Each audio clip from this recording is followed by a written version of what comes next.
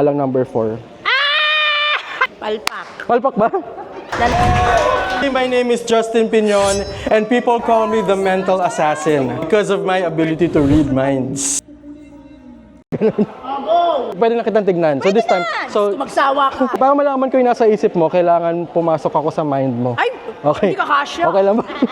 So, you are a type of person na,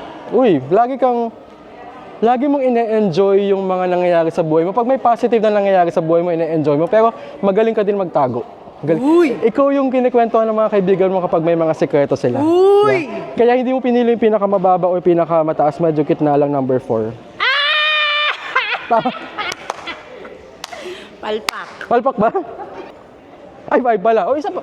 Akala ko naman tama. Sabi ko sa'yo, hindi mo mahuhulaan yung ginawa ko Isa pa. Sabi sa'yo pwede akong magkamali eh. Sa mind. Kaya na? Yes. Okay. Naku, tinitingnan na niya ako.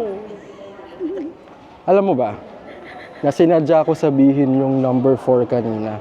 Alam ko talaga na number 5 yung pinili mo. Kasi pag pinapili kita ulit, number 4 na. Utang ina.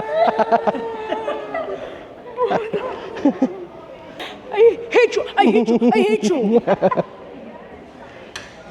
Akala ko nakaisahan ko. Ay naku, sabi ko na meron tong black magic.